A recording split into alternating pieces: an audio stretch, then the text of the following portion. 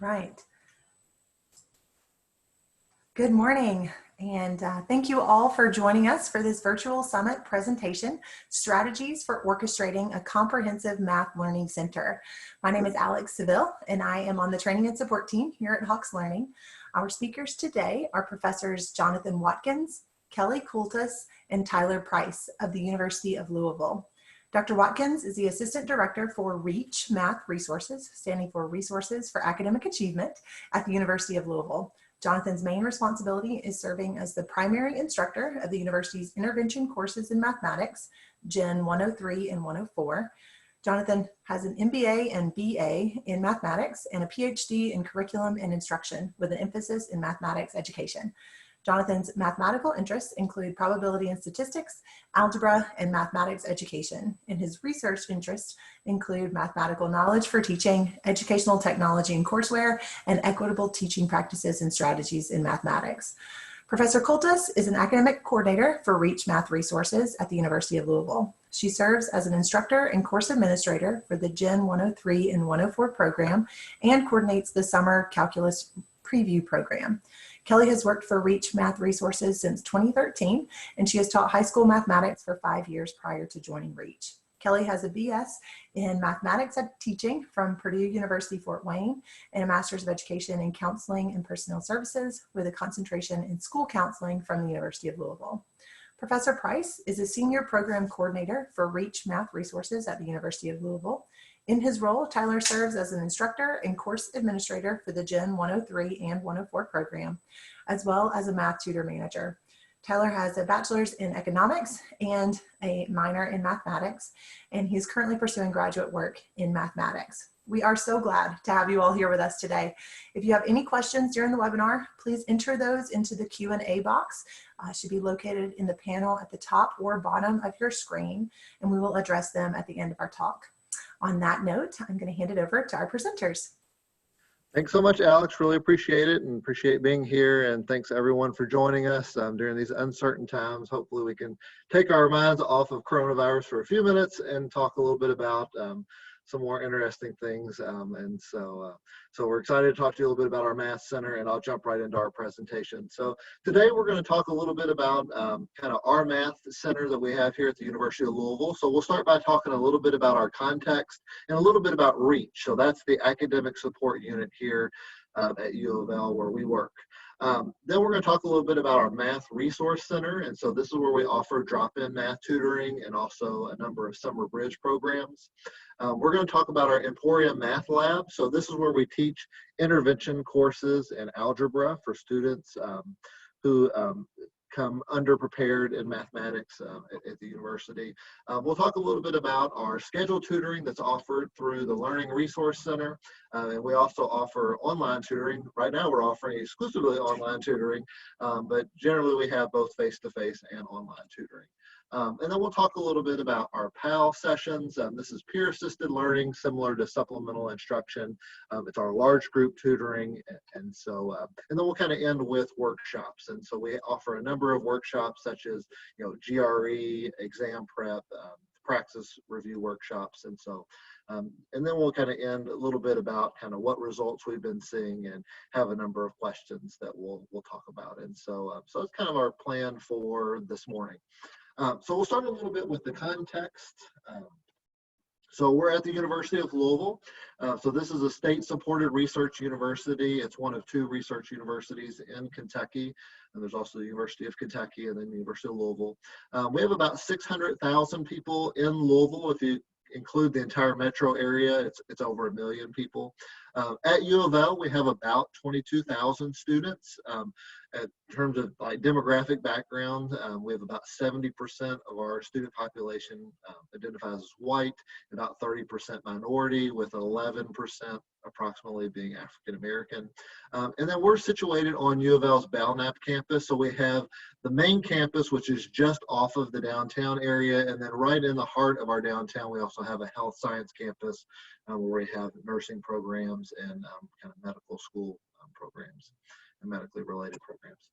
So we work for REACH. Again, that's Resources for Academic Achievement. It's the academic support unit for undergraduate students at the university. We offer tutoring, student success workshops, intervention courses, and math and reading. All of our tutoring services are completely free to students. It's a part of their fees that they pay to attend the university. We're really excited. We were in a pretty terrible building for many years, and as many of you probably can relate, sometimes, you know, the academic support units are kind of placed wherever you can find a place for them, but we actually now have state-of-the-art classroom building, and we are the primary occupants of the new building. So we're very excited about that. So you can kind of see our new space. That's actually on the left, kind of a picture of the building as a whole, and then on the right inside, that's actually where our services meet, right in the heart of the new building. So very excited. So just to give you a little bit of idea about kind of the scope and the size of our operation here. So during the last academic year, we served more than 5,000 unique students for about 76,000 contact hours. We tutored at least, or 70% of the entire 2018 cohort in at least one class. And so we do reach a lot of the students at the university. Specifically in math, we tutored about 14,000 hours in math last academic year. We help students achieve an overall pass rate of about 88% if you're looking at, you know, pass being A, B, or C, but over 90% if you also include Ds. In terms of our staffing, REACH has 12 full-time professional staff members and 11 graduate student assistants. The graduate student assistants help us with teaching, but also in some of the supervising of the tutors. We also employ about 150 tutors each semester. Our tutors earn between $10 and $11.50 per hour, depending on their experience and certification level. They are certified by CRLA, which is the College Reading and Learning Association. We offer a lot of training for our tutors, and so we offer face-to-face training at the beginning and the midterm of each semester, and it's pretty intense. The beginning of the semester training, we offer 2 full days of training. Some students attend both days if they're newer tutors. Returning tutors don't have to attend quite as much tutoring. We have online tutoring modules, makeup training, face-to-face and online for students who miss. And so in those trainings, we address policies and procedures, how to be a tutor and how to tutor, a lot of the CRLA topics such as like critical thinking, and then we really focus on the content. And so they actually do some math kind of also during the training sessions. And so that gives you a little bit of information about U of L and REACH. And so now I'm going to pass it off to Tyler, who's going to talk a little bit about our Math Resource Center. Everyone, thanks again for joining. So a big part of my job is I oversee, as a tutor manager of sorts, I oversee a lot of the scheduling and the day-to-day operations of our math center. So I'll give you a little bit of context about that. So our drop-in math resource center is designed for any class in the university from the pre-algebra level up to calculus 2. We have a limited scheduling available for math ed courses, courses typically needed by elementary education majors that focus more on the methods of teaching math. We have seating, not comfortably, but for around 50 students if we really wanted to jam them in here. And we are open throughout the week. Our hours of operation are 9 to 7 Monday through Thursday, and then 9 to 2 on Fridays. So in our Math Resource Center, through that we offer a number of summer bridge programs. These are kind of designed for different reasons, but one of the new initiatives we're pretty proud of is our Math Accelerator program. This program, we work with partnership through Hawks and UPS to offer students incoming to the university the opportunity to actually gain credit for their prerequisite math courses. So the course that you'll hear Kelly talk about a little bit later serves as a prereq to other math courses. We actually give them a head start of sorts in our Math Accelerator program, so they can actually earn credit in one of those classes before actually entering the university. We also offer a Brown-Forman Engineering Academy. This is designed for incoming engineer students, again, to get prepped for the rigors of an engineering degree. So we get a little bit of the we make sure their pre-calculus is solid before they jump into the calculus courses. And then we also have a calculus preview program that is fully online. It differentiates from the Brown-Forman Academy. That is a little bit more selective, and it takes place all actually on site with the Calc Preview program. It's for totally online. Students have a few weeks over the summer to complete that. And now I will turn it over to Ms. Coultas, and she will talk about Gen 103 and 104. Hi, everybody. So Gen 103 and Gen 104 are our math intervention courses, and we have them in our Emporium Math Lab, which conveniently in our new building is located directly next door to our Math Resource Center. We share tutors, and you can see the space. We are very fortunate to have a beautiful computer lab now, but our ugly old computer lab in a very undesirable building also worked just fine. So any computer lab would do. We also have a Chromebook cart of laptops just for flexible space. If you don't have a computer lab available, that's also a good option. Like I said, our Emporium Math Lab is our computer lab that is dedicated to our intervention courses in algebra. We call those Gen 103 and Gen 104, and those are 3 credit hours courses that are elective courses, and they're graded pass-fail. Gen 103 is a little different than Gen 104, but they do have some things in common. Gen 103 is geared towards non-STEM majors. We have pre-algebra and basic algebra topics included, and they're designed specifically for students who just need one basic mathematics course or a quantitative reasoning course for their major. So they don't need college algebra, they don't need to matriculate up into the calculus series, they just need their one specific math class. So we have geared that specifically for them. Gen 104 is for STEM majors or any major that would need college algebra or anything beyond. We have basic and intermediate algebra topics such as solving quadratic equations, complex fractions, and things like that included in our Gen 104 class. Both courses are taught using the Emporium model. So just some things about the Emporium model. You can see our source at the bottom was that National Center for Academic Transformation. We went all in with this model to do these classes, and it's worked really well for us. But you need a computer-based program with fully integrated instructional courseware. We use Hawks Learning in both of our classes, and they seamlessly work together. Some students take 103 and 104, but that's extremely important, an extremely important piece of the Emporium Lab, Emporium model.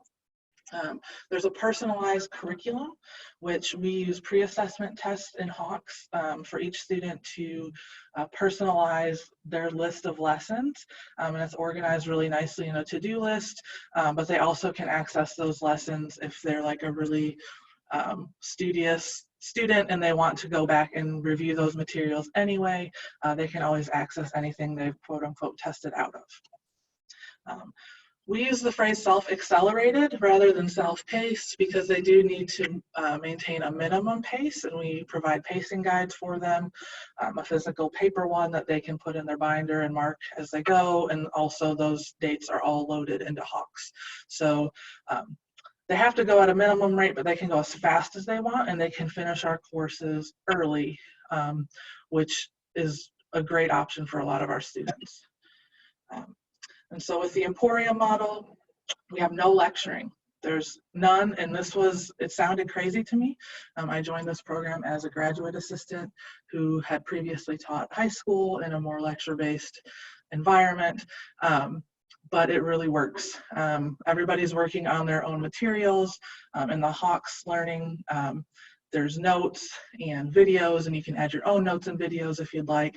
So in a way, it's like a flipped classroom. Students can get all that information on their own time, and then when they're in class, they're working on the math, and they're getting on-demand help from our tutors, which is the best thing. So in a way, they might get a mini lecture if they're really confused. We might go take them through a few of the main topics, but we train all of our tutors to really try to use cognitive scaffolding and wean them off our help so that they can work independently by the end of it.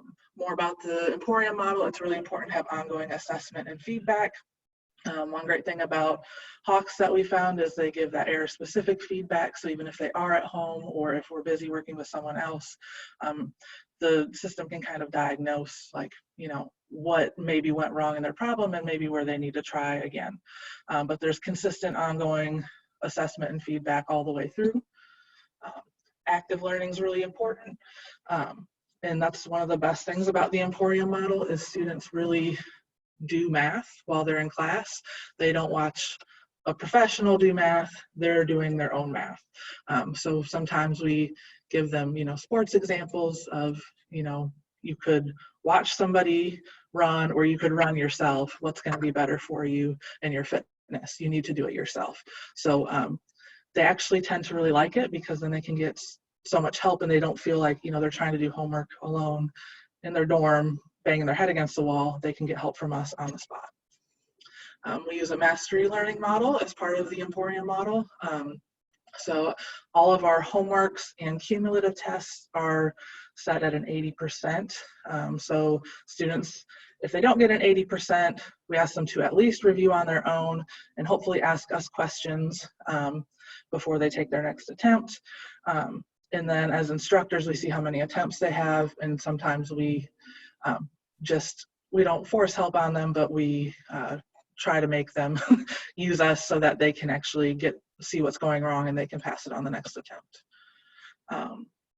Time on task, we have a very strict attendance policy in our Gen 103, 104 classes, and that's really been integral to the success of the program. Even though the homework and tests are web-based, it is an in-person class, except for right now, we're going completely online. But they still need to be on task, and we can monitor a lot of those things with the reporting features. And we also have plan of action meetings for students who have fallen behind. This is an opportunity where they meet with one of the professional staff members privately, and a lot of times we first do like kind of a wellness check. How are you okay? Is everything, you know, you were fine until 2 weeks ago and then you didn't do anything? Did something happen? Do you need to be connected to campus resources? Or are you just stuck? Do you need help? And just try to get them back on track. So our intervention courses are taught by graduate student assistants and professional staff. So Jonathan, Tyler, and I all teach, as well as a few of our colleagues. And then I manage 4 graduate assistants, you know, with the help of everyone else. We're a big team. But the graduate student assistants provide direct, you know, instruction. They're the face-to-face person that the students see every class. Peer tutors are embedded in every class, so we typically try to have 1 instructor and 2 tutors for a class of about 30. So that has been a really nice ratio, and students get their questions answered promptly, which encourages them to keep asking questions, which is really important. Like I said before, students can finish the class early if they complete all of their work in Hawks. They're eligible to take our final exam, and if they pass the final exam, they're done with the class. So we've had students finish the class already when they're no longer required to report, and they'll just get a pass on their transcript when we submit grades in the end of April. And if students work really fast and they start in the Gen 103 course, they can actually go right into the Gen 104 course in a half semester. So we do have, or at the half semester point, so we do have some students, usually about 20 a semester, maybe 40 to 50 in a calendar year out of 1,000, so not a huge group, but students are able to complete Gen 103 and Gen 104 in the same semester. And if a student does fail our class, either they can fail due to attendance or maybe lack of progress. If they don't get their work done, they're not allowed to take the final, or very rarely if they do the work and take the final and don't pass. Usually if they do all the work, they pass the final very easily. They come back to us, but if it's their second semester or more with us, we don't make them start at the beginning. We allow them to start at the midterm, which is kind of a silver lining. Like, the main thing is mastery. If you can pass your midterm, do the rest of the lessons, get to the final, pass the final, you're good to go. And here is a graph of some of our pass rates. When we first took over this program, it was taught through basically a traditional lecture model, and it had about a 50% pass rate. So as you see, when we took it over, at least, and completely restructured everything, we at least did no harm. We had similar pass rates, and as we learned and made changes, our pass rates got better and better. In the summer of 16, we did a huge overhaul on our program. The final exam changed. It was previously the Compass test, which is really a placement test, but the math department had wanted that information in order to let them into the math department. Thankfully, we no longer have to do that. We have our own final exam. We also switched from another product to Hawks in that time, and we restructured some of our policies and procedures. But since the summer of 16, we've consistently been above a 70% pass rate. And in Kentucky, like, withdrawals count against us, and anything like that. So if you look at the percentage of people who actually just do what they need to do, they pass at an extremely high rate. Okay, back to Tyler for our learning resource center. Everyone, so I want to spend just a minute talking about some of the other resources we offer here at REACH. Obviously, as you know, math presents a lot of challenges, so a lot of resources are devoted to that. We have our own center in that regard, but the Learning Resource Center kind of covers the topics outside of mathematics. So we offer tutoring in our Learning Resource Center for many of the classes that are large enrollment, especially in that freshman and sophomore level undergraduate courses. We do offer them in some junior level courses, but as you know, as you kind of progress throughout your major, those classes get smaller and smaller, so the demand isn't necessarily as high for some of those more advanced courses, but we do offer them for a vast majority of the 1 and 200 level courses students typically need help with, such as chemistry, biology, economics. As far as mathematics goes, we do actually partner with the Learning Resource Center for our statistics courses. At the University of Louisville, stats isn't necessarily a course math majors need. There is an upper level graduate course in statistics, but many of our math majors aren't exposed to that early on in their undergraduate career. So we do outsource some of that to the Learning Resource Center. Also, our mathematics tutors haven't had experience with social statistics, biostatistics, anything that's not taught in the math department. So we do partner with the LRC to offer that in that environment. There is scheduled tutoring for select engineering mathematics courses as needed. And just keep in mind, overall, the format's a little bit different in the LRC, whereas we're more drop-in in the Math Resource Center. A student can come in at any time and ask a question. With our Learning Resource Center, we actually schedule that tutoring. They meet with the same person every week. So just kind of comparing those two, as you can see from our chart, drop-in tutoring, students don't have to make an appointment at all. In the Learning Resource Center, they have a standing appointment that meets for 1 hour every single week. As soon as they make that appointment one time, they have that appointment in perpetuity throughout the rest of the semester. Now, if that student doesn't show up to their appointments, that is eventually canceled after they miss 2. But as you might assume in our drop-in tutoring, there is no attendance requirement. It's open to any student enrolled at the university to stop in whenever they want. With that, we do allow up to 5 people in a group at one time in the Learning Resource Center. We do want to keep that relatively small so each student has the opportunity to ask questions and get some individualized help. With the MRC, again, we often do work with students in the drop-in setting one-on-one, but oftentimes we'll combine students in a similar course or in the same course at a table, so we can kind of talk to 5 or 6 students at a time instead of doing a similar problem with one student at 6 different tables. We kind of try to condense them into one. We do offer online tutoring in the Learning Resource Center, like Jonathan mentioned earlier. It's available to distance ed. A lot of degrees here at the University of Louisville, we're trying to expand our online reach. So we felt it was very important to offer online tutoring in a lot of these courses that students need to succeed. And we do have, as far as weekends and evenings goes, we do have some employees who do staff those times. So it's very flexible for everybody. We use online tutoring platform that includes video conferencing and an interactive whiteboard space. Many of you probably are familiar with Teams. We use that for our online tutoring. And just like normal scheduled tutoring, they have a weekly 1-hour appointment, and we try to recreate that face-to-face environment as much as we can. And I'll turn it back to Kelly. I'll give you a kind of an overview of our peer-assisted learning program. Peer-assisted learning is a peer tutoring program that's designed for our large enrollment classes that have historically been difficult for students to pass.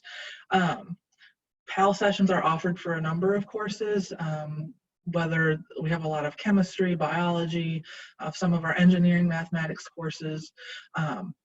And you may be familiar with supplemental instruction. This is kind of a branch off of that. We used to have SI, and now we have PAL. I believe a part of that decision was, I think there's a little more flexibility with the PAL and what they can do. And also a lot of our instructors at the university are encouraged to use more active learning. So this just kind of fit our needs a little better. So they adopted this model about 2 years ago. So how does it work? A PAL leader attends, first of all, they will have taken this class previously and earned at least an A or a B. They attend class sessions and assist the instructor if requested, so they can be an active part of the learning there. They prepare for weekly large group review and discussion sessions. They hold 2 to 3 sessions a week. And they also hold test review sessions before major exams. They work very closely with the professors of the courses. And they're a huge asset to those classes, and the professors typically really appreciate having a PAL. I know our director, who handles all of the PAL staffing, gets a lot of calls across campus like, hey, do you have anybody who could do PAL for this particular section? I think my students would benefit from it. But those test review sessions are definitely very, very popular with our students. PAL leaders typically work about 10 hours a week. Some of that is preparation time, some of that is time attending the class beside the students that they will be leading later, and some of it is actually in their sessions. On average, about 40% of students in classes with a PAL leader attend at least one PAL session. At U of L, we also typically, the professors agree to have the PAL leader get access to their Blackboard so that they can attach documents and advertise for their sessions, or if a room got changed, so that they can email everybody in the course. So that's been a good communication tool. In our mathematics courses, which are typically our engineering, Calculus 1 and Calculus 2, we tend to have much higher percentage of students attending those, if not just for the test reviews, but often they utilize the PAL sessions and they come to the Math Center because they have an extremely rigorous course there. Students who earn PAL sessions earn at least a half a letter grade higher than students who did not attend, based on our data. All right, workshops. All right, everyone, I just wanted to touch briefly on some of the workshops we offer here through REACH. We try to be kind of comprehensive in that we don't want to just give students academic background and teach them how to do the specific course matter, but also make them better students in general in a lot of ways and teach them some of the study skills that they might not have coming into a university setting. So just one of the big ones we do, obviously, for education majors, the mathematics portion of the practice can be a little difficult. So we've partnered with the College of Education Human Development in order to offer a practice workshop. We typically have 2 to 4 of those per semester. And really we focus on the math content that is covered on the test. A lot of that workshop is teaching students, future teachers, the math skills they need to succeed in teaching mathematics. We do include, however, just general test taking strategies, just methods, for if you're unsure, what you can do to eliminate answers, teaching them how to be better test takers, as well as being more prepared in the content. Also, There's plenty of entrance exams for professional schools that we try to cover. We have test prep workshops for the GRE and other things such as the LSAT, MCAT. I forget the one for dental school, but we offer that as well. Recently, we partnered with the Princeton Review to offer these, so students do get high quality material and they receive a free full-length practice test when they attend a workshop. So that's been very helpful for a lot of students there. Also, one of our professional staff members has worked hard to create a academic workshop series. Essentially, this is a lot of the study skills that we try to ingrain in students. These are very nice kind of interactive modules so students can work through and gain some of these study skills. Some of the topics included are studying smarter, acing the test, and learning how to take effective notes. They're offered on site in the fall, and they're also available online at any time for students to complete. And then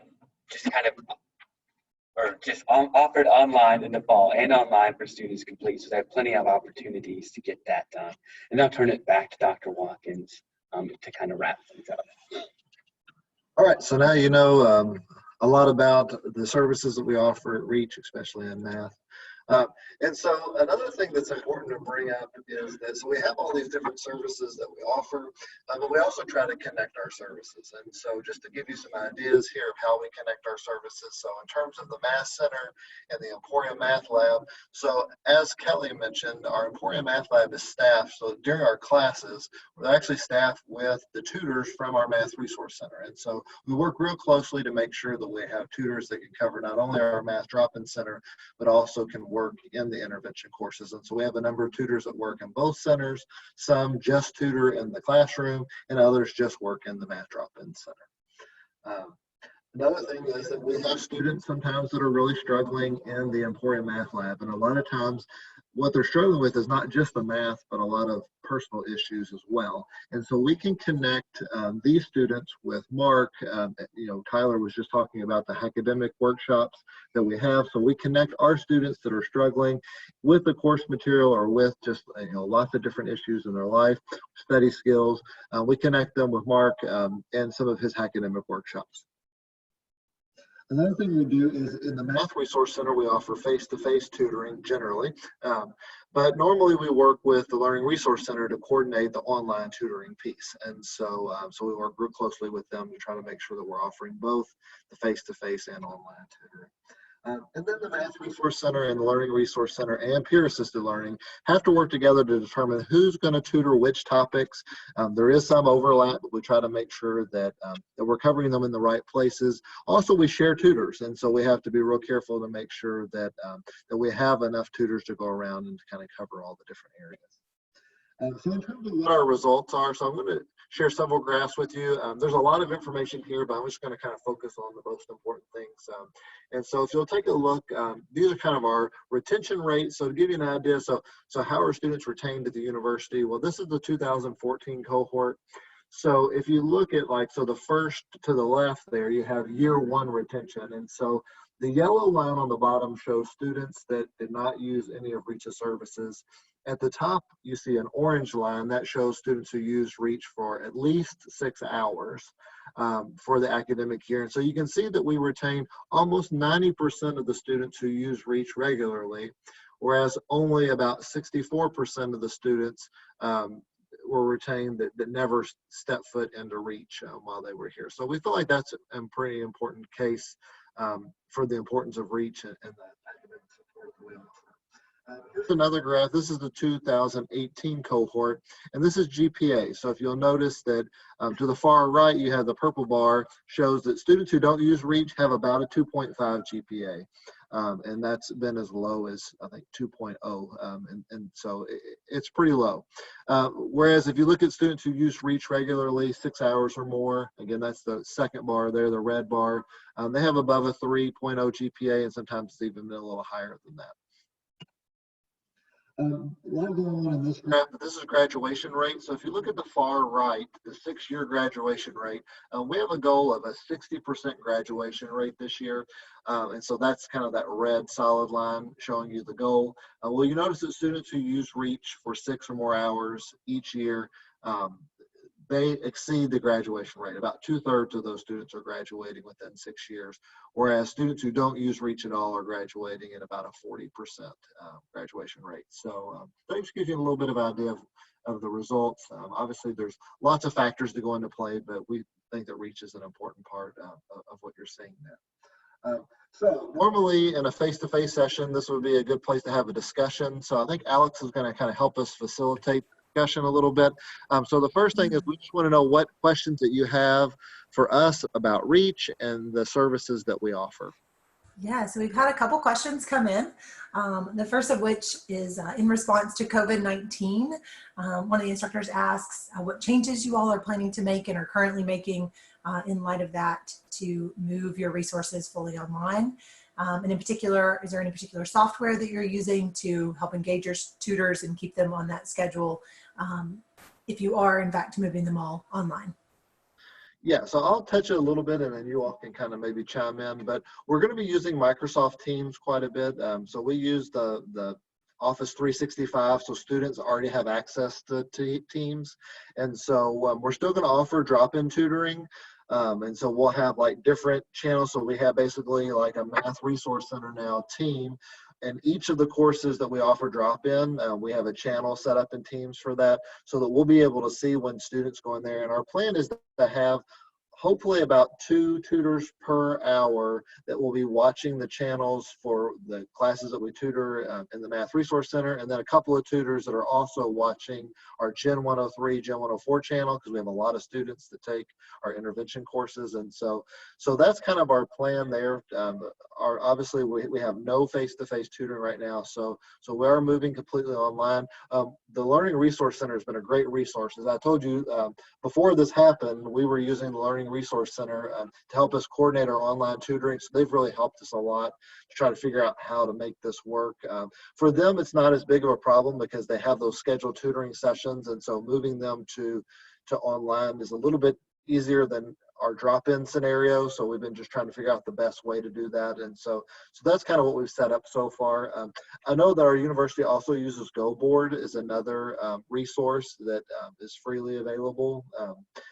And it has interactive whiteboards, video conferencing capabilities, but we've decided right now to use Teams because of a number of factors. But do you want to add anything to? I'll pass on to Tyler. Yeah, I was just going to comment too. Over the course of an academic year, what was our number of fall enrollment for 103, 104?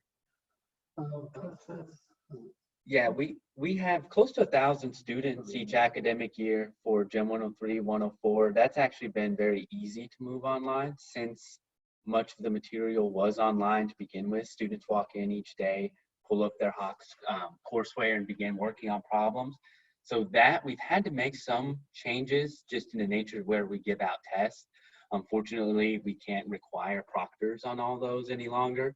So we've had to make a more conceptual final exam as opposed to something that could easily be gamed by Photomath or other apps that they use. So that's been a bit of a challenge there, but I think that kind of summarizes our total response as far as our course that we teach goes.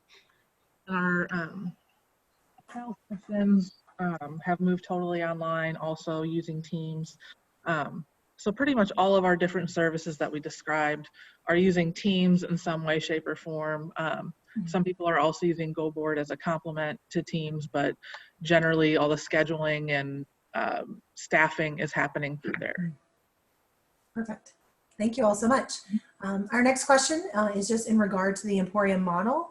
And if you have any tips on how to motivate students who don't come in self-motivated. I might let Dr. Watkins take that. Well, it seems like it got really dark there. Sorry about that. One thing I can say is that it's very important with the Emporium model to have some type of motivation to attend class. And so we try to make sure, like during class, like, we are making announcements, We're making sure that the students are getting a lot of help, and so they find the time actually valuable. And so we find that a lot of students, they begin to learn. We have the same tutors as much as possible, work with the same classes so that the students become familiar with the tutor. So they, once they get in there, we try to set up an environment where they want to come to class because they're getting, the help that they need. I know a lot of schools have told us it's really hard for them to find, enough staff. So that is really important, that you have enough people in the room where the students feel like that they're actually getting some attention and one-on-one help during the class sessions. And then our strict attendance policy, we've are very much a fan of our attendance policy. It sounds very strict. I mean, if a student has 5 unexcused absences in our class, they cannot pass the class. However, we do allow them opportunities to make up their absences. We have drop-in open lab hours that they can make up those absences. And we found that that motivates a lot of students. Like I said, our attendance is pretty good, especially when you talk to some people that have Emporium labs without attendance policies. They'll see very few of their students attend class. Our classes are about 25 or 30 students. We'll usually see maybe a few students absent. A bad day might be 5 or so students missing from class. And so the attendance policy does actually make students come to class, and then we just try to do our best to make sure that we're giving out important announcements and giving them high quality assistance while they're there. And I feel like that those are a few of the keys. Would you all add anything else for that? Awesome, thank you. And the last one that was chatted in is just in regards to your calculus preview in the engineering academy that you referenced at the start. Is that an optional, or those optional programs? And if so, how do you advertise them to students? It is optional. Now, the Brown-Forman Engineering Academy is actually done by application. They try to target minority students entering engineering as much as they can to kind of diversify the field. The Calc Preview program actually is a revenue generator for us in a sense. Not everyone has to take it, but we do sell it up and try to make it worth their while. And then we, I guess I wouldn't really add anything else on there. As far as like advertising for it, we work with the engineering department. We try to get advisors on board to be pushing it. We speak about it during summer orientations, which start like in May now, which is crazy. They're so early. And our program always starts after the 4th of July and goes for 4 weeks. So there's some time to apply. And then also we have something called Slate through the Office of Admissions, where they can blast emails and even text messages. So we're going to try that this year because we're hoping a text will be a little more in the wheelhouse of a lot of our incoming freshmen, that they might actually read it and do something about it. Absolutely. Wonderful. So I believe that was our final question. Just double check. Did you guys have any final comments that you'd like to share? Well, like I said, when we normally do a discussion, like we're always interested in knowing, what types of services other places have. So I'd be curious to see anybody that's still here if they offer anything else, or would be willing to share, anything that they're doing that might be different than what we're doing. And for anyone interested in responding, you can use the chat feature, and I'd be happy to share it with the group. Or the question and answer feature is fine as well. Okay, like I said, I've kind of displayed the rest of the questions that we asked. We presented.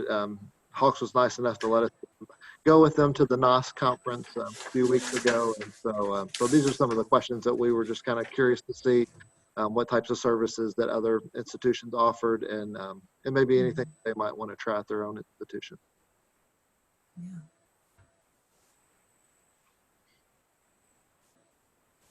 All right, well, thank you all. Thank you for our professors, and thank you for those of you attending with us today. If you do have any final questions for us, please don't hesitate to email those directly to marketing@hawkslearning.com, and we will get them to our presenters.